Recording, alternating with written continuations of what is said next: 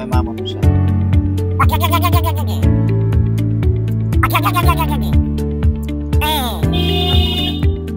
ডাঙর হইছে।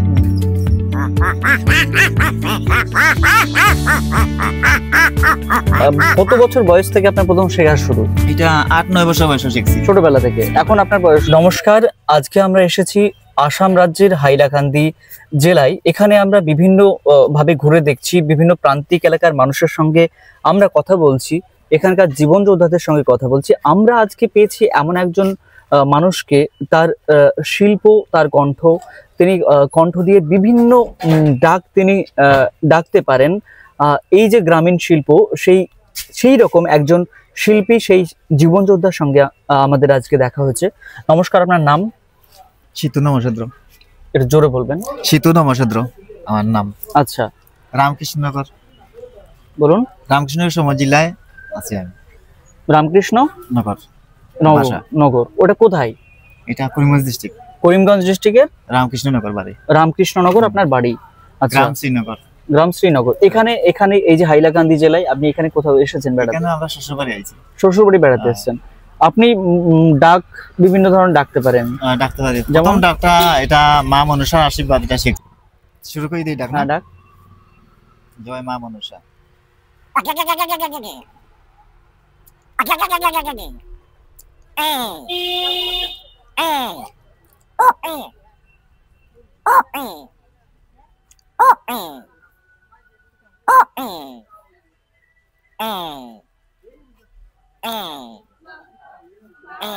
ওখান সাপে ব্যাং ধরবো।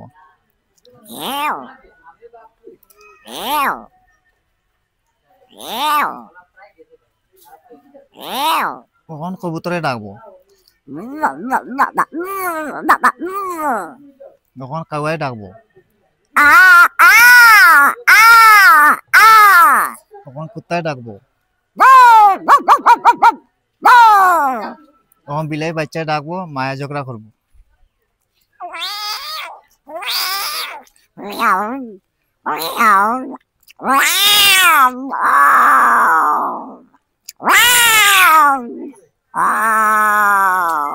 ওখান পেশায় ডাকবো, পেশায় জোগাড় দিব।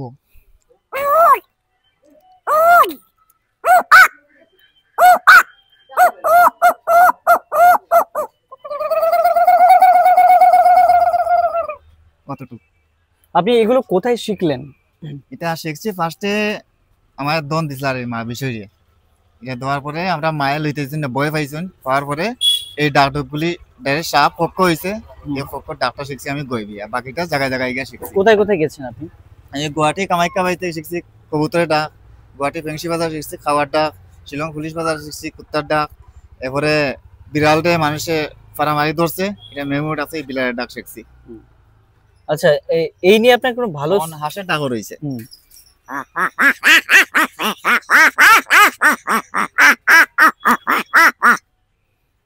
এখন সাইরন বা গরিং ট্রেন বন্ধ হয়ে গেছে, অনেক পরিশ্রম করি যে 3 মাস রেস্ট করলে এগুলো আই যাব। আচ্ছা আচ্ছা, আপনি এখন কত বছর বয়স থেকে আপনার প্রথম শেখা শুরু? এটা 8-9 বছর বয়সে শিখছি, ছোটবেলা থেকে। এখন আপনার বয়স কত? বয়স 39। আচ্ছা, আপনার কি কোথাও ডাকা হয় তখন গ্রামের কোনো অনুষ্ঠানে বা কোনো প্রোগ্রামে আপনার কি ডাকা হয়? না, এমনি কেউ ডাকছেন এরকম দিছি না। আচ্ছা, কয়েকদিন আগে আরে আমার সুব্রত ভট্টাচার্য রামকৃষ্ণনগর সাংবাদিক লইয়া এরকম বনে তাই নিয়া এমনি ডাক দেওয়াইছেন।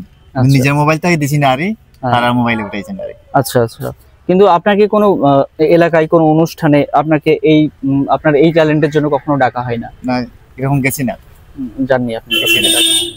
আপনি কিরকম আশা করেন মোটামুটি সমাজ মানুষের কাছ থেকে, যে আপনাকে কি অনুষ্ঠানে ডাকা উচিত যাতে করে আপনি আপনার ট্যালেন্ট প্রকাশ করতে পারেন? আরো তো আপনি অনেক ডাক আপনি শিখতে পারবেন ভবিষ্যতে। শিখতে পারবো, কিন্তু পরিশ্রম করতে লাগবে। পরিশ্রম করতে লাগবে। পরিশ্রম মানে এটা বেশি করলে হয় না, হার্ড পরিশ্রম করি। হার্ড পরিশ্রম করেন।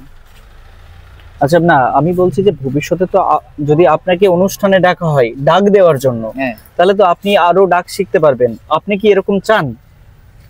এরকম সুবিধা মিললে তো করবেন। হ্যাঁ, ঠিক। জীবন যোদ্ধা ইউটিউব চ্যানেলে আমরা আজকে পেয়েছিলাম শীতু নমশূদ্র নামের এই ভদ্রলোককে, যিনি বিভিন্ন ধরনের ডাকতে পারেন। যদি কোনোভাবে তাকে বিভিন্ন অনুষ্ঠানে ডাকা হয়, তিনি নিজের পরিশ্রম দিয়ে তিনি আরো ডাক, আরো কণ্ঠ দিয়ে কণ্ঠশিল্পীর মতন হয়ে উঠবেন, এই আশা উনি করেন যদি তাকে অন্য কেউ ডাকেন, অন্য বিভিন্ন অনুষ্ঠানে ওনাকে ডাকেন।